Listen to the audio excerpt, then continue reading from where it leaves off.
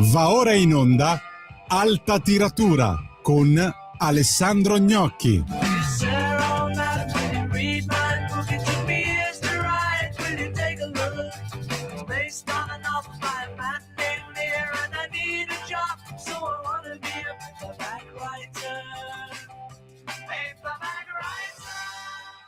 Buongiorno, benvenuti ad Alta Tiratura, io sono Alessandro Gnocchi, questa è Radio Libertà.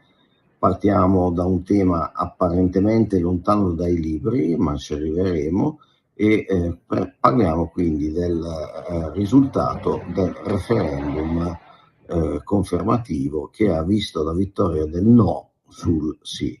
Brevemente, chi voleva confermare il referendum votando sì intendeva, mettere in una posizione di equilibrio e di parità l'accusa e la difesa. Purtroppo questo non è stato spiegato bene dal comitato del sì, che si è perso invece in questioni giuridiche che francamente ai cittadini importano poco, cioè il doppio CSM e cose di questo tipo. Inoltre il comitato del sì ha dato l'impressione sbagliata che fosse una questione di potere, no? Cioè di guerra tra poteri, potere politico contro potere giudiziario.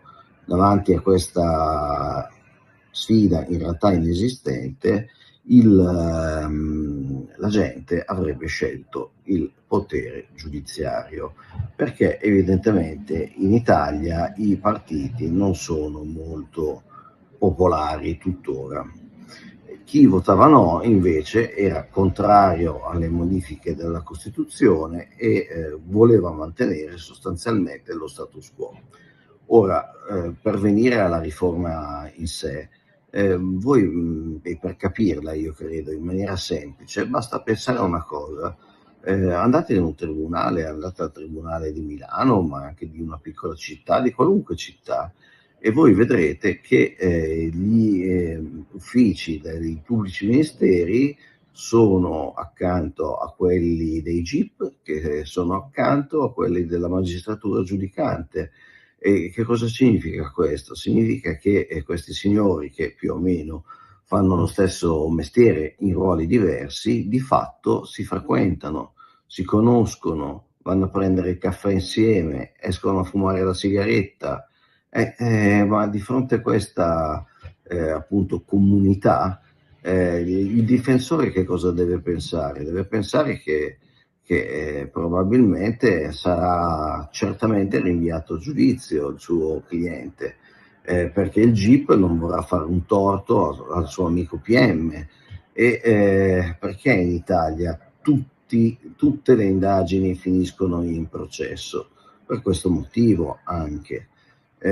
Questo bisognava spiegare, cioè la separazione delle carriere dava la possibilità alla difesa di difendere effettivamente alla pari, giocando alla pari con la accusa.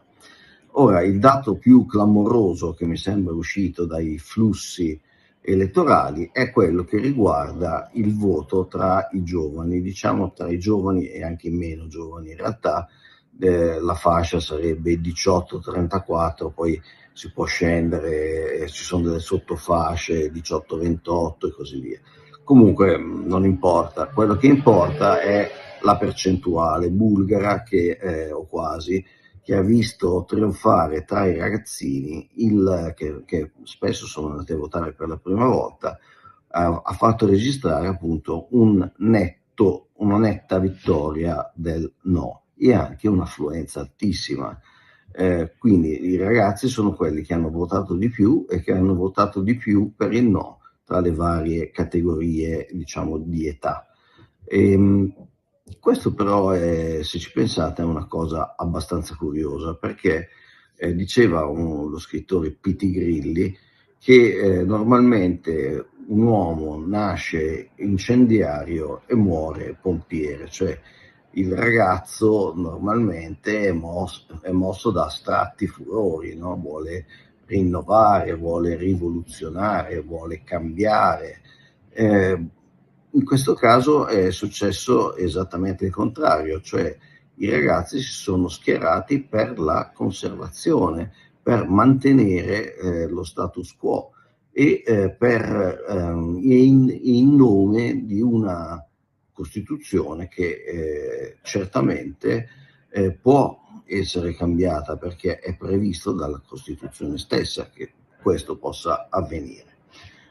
Bisogna chiedersi che cosa è successo, cioè secondo me un centrodestra serio, quel centrodestra che adesso sta cercando di, come dire, di darsi una ripulita, mandando a casa personaggi più o meno presentabili. Ecco, quel centrodestra non ha saputo seminare nulla nei 30 anni in cui è stato sulla scena politica, facciamo a partire da Berlusconi, ovvero non ha saputo creare nel paese una consapevolezza della convenienza e anche del rigore morale delle regole del liberalismo, che poi sono molto semplici, cioè il liberalismo ci dice che l'individuo viene prima dello Stato e quindi è inviolabile, ci dice che è necessario il garantismo, cioè la presunzione di innocenza,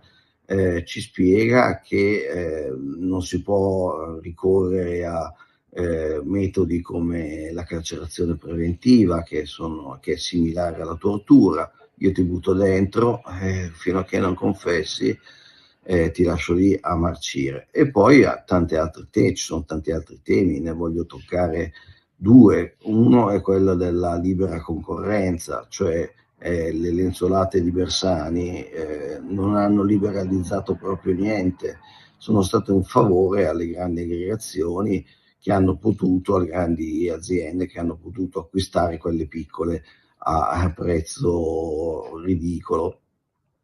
Il liberalismo è un'altra cosa, prevede la concorrenza e la concorrenza dovrebbe essere un meccanismo virtuoso che alla fine produce innovazione e mette nelle tasche di ognuno di noi un certo numero di monete, di dobloni in più. Un altro tema che mi sta a cuore e sul quale la destra, pur essendo preparatissima, è stata incapace di incidere è quello dell'istruzione. È giusto che ogni famiglia scelga l'istruzione che preferisce per il proprio figlio e di conseguenza non si spiega, non è giusta, è sbagliata la battaglia contro le scuole paritarie, che sono una cosa diversa dalle scuole private, peraltro. Le paritarie sono quelle equiparate alle scuole statali, le private sono un'altra cosa. Quando si dice diplomificio, sostanzialmente si intende una privata, non una paritaria. Comunque vengono solitamente negati i fondi alle paritarie che sono costrette a chiedere alte rette, e questo è un peccato, anche perché se lo Stato decidesse di aiutare le paritarie, che non vuol dire finanziarle, vuol dire ad esempio dare il bonus scuola da spendere dove si vuole ai genitori. Ecco, se questo sistema funzionasse, ne trarrebbe giovamento all'istante proprio l'istruzione pubblica, che i manifestanti, i ragazzi, i professori dicono di voler sostenere e vanno in piazza per farlo. O ci vanno in buona fede, ma in realtà sono ingannati dai sindacati che li portano in piazza per motivazioni alla fine politiche.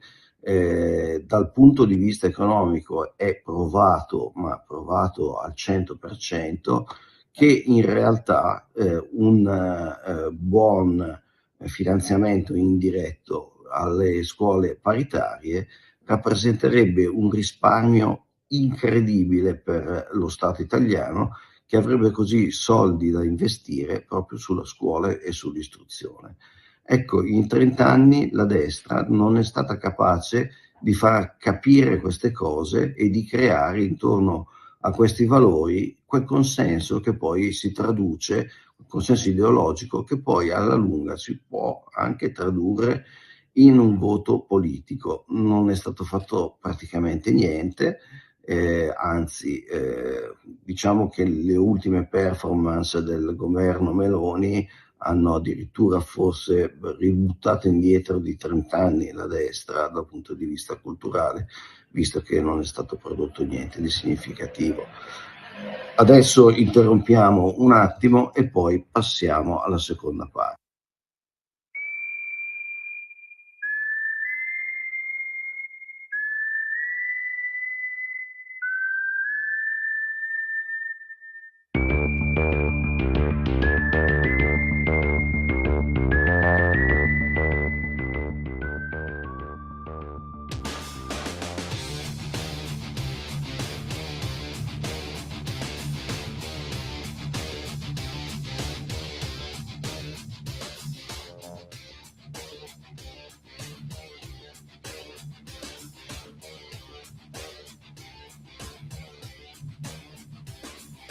Wer zu Lebzeit gut auf Erden, wird nach dem Tod ein Engel werden. Den Blick gen Himmel fragst du dann, warum man sie nicht sehen kann. Erst wenn die Wolken schlafen gehen, kann man uns am Himmel sehen. Wir haben Angst und sind allein. Gott weiß, ich will kein Engel sein.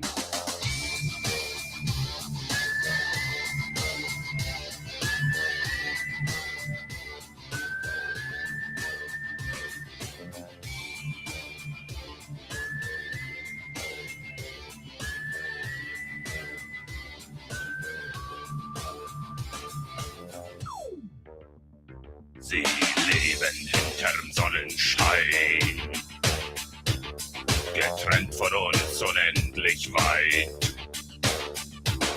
Sie müssen sich an Sterne krallen, damit sie nicht vom Himmel fallen. Erst wenn die Wolken schlafen gehen, kann man uns am Himmel sehen. Wir haben Angst und sind allein. Gott weiß, ich will kein Engel sein.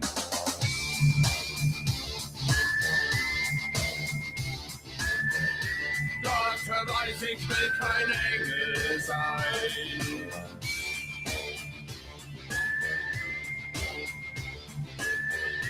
Gott weiß, ich will kein Engel sein.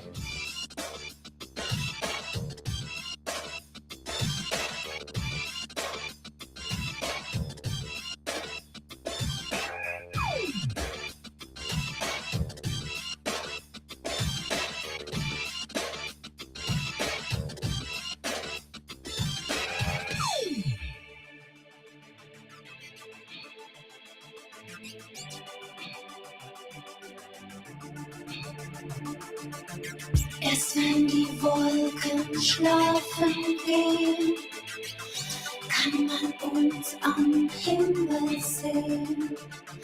Wir haben Angst und sind allein. Gott weiß, ich will kein Engel sein.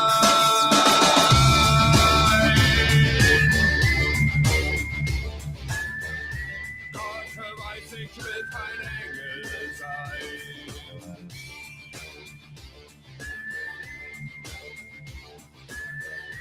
Gott weiß, ich will kein Engel sein.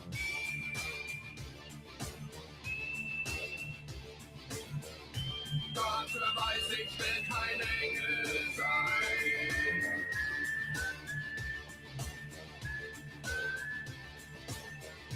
Gott weiß, ich will kein Engel sein.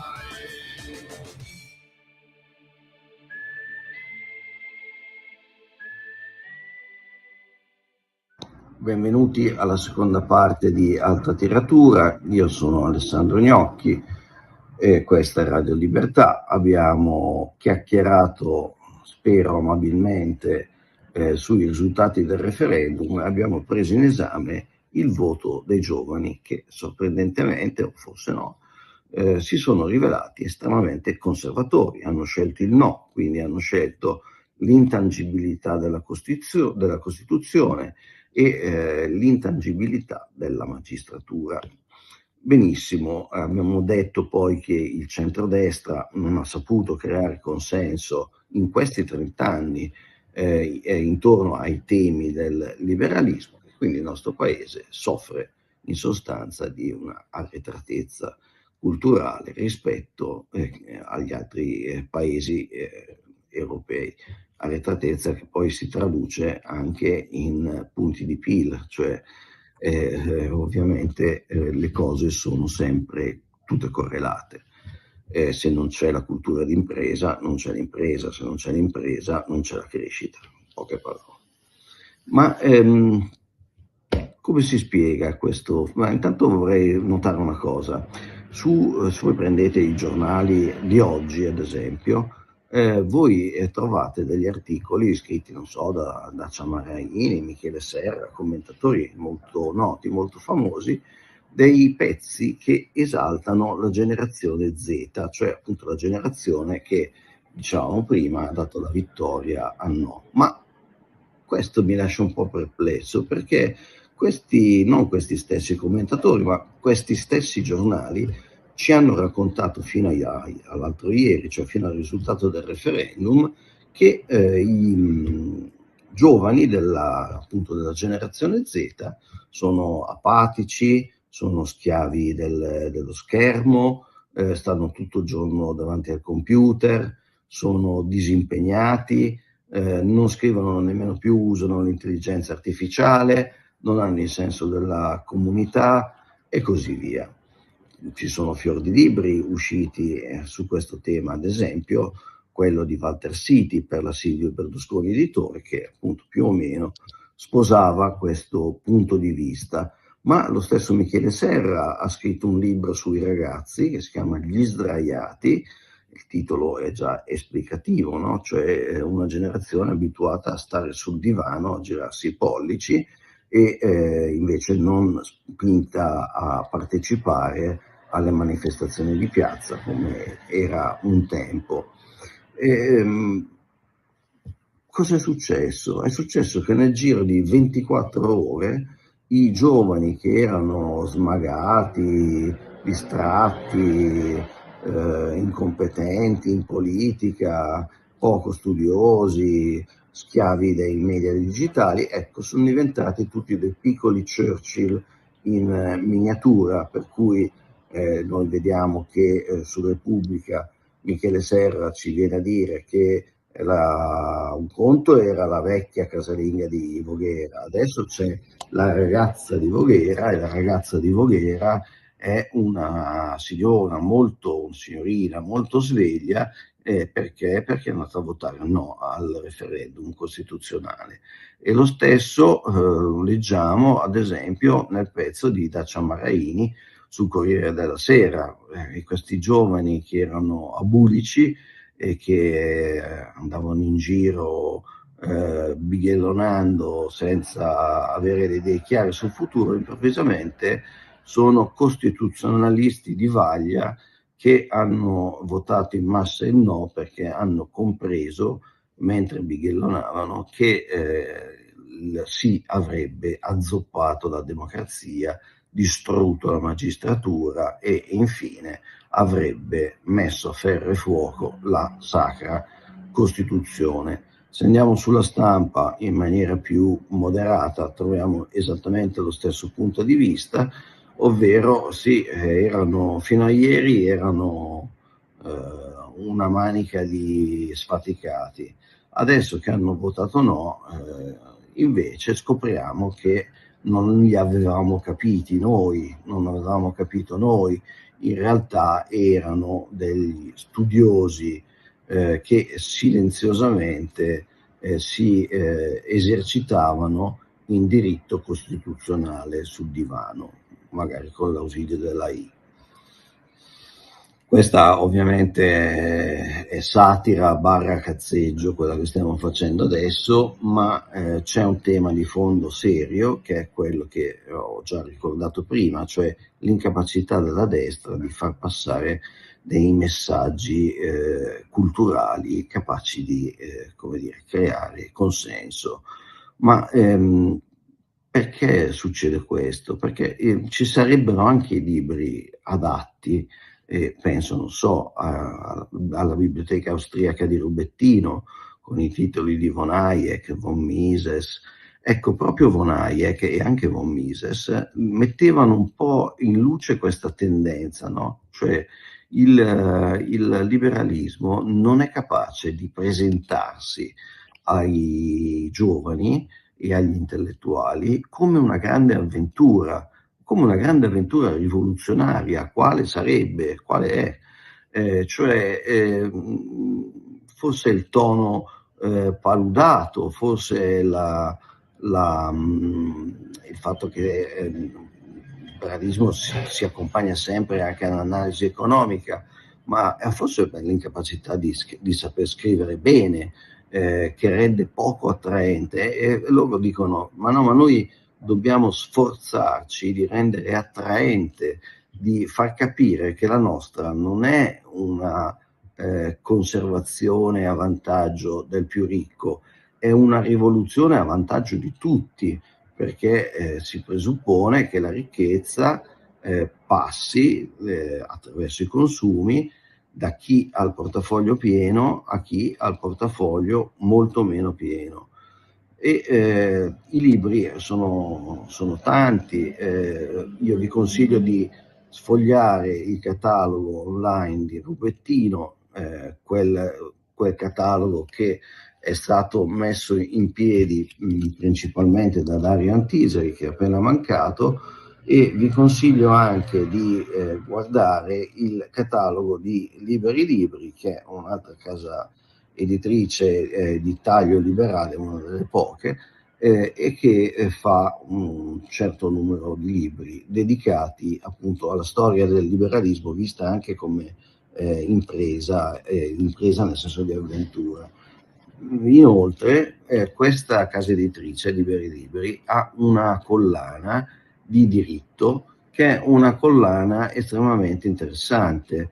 Vengono presentate, pensate, tutte le costituzioni del mondo, vengono paragonate tra di loro e insomma abbiamo la possibilità di misurare che sì, la nostra è una nobile Costituzione, ma ce ne sono altre basate su principi magari più liberali e non sul lavoro, che sono altrettanto valide e interessanti.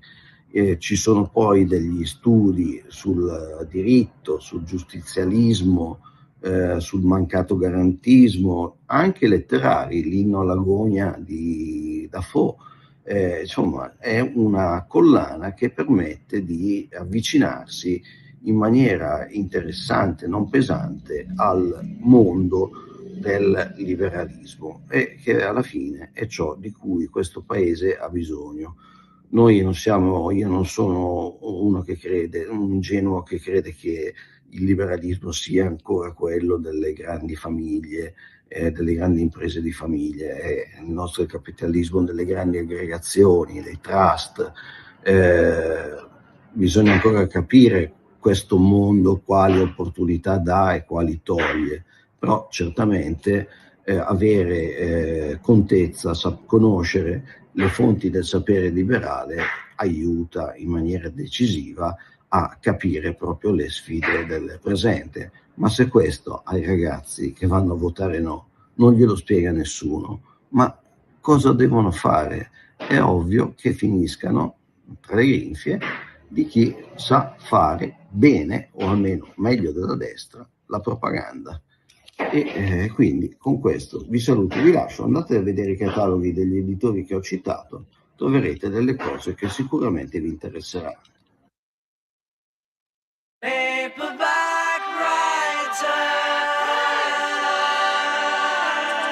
Avete ascoltato Alta Tiratura.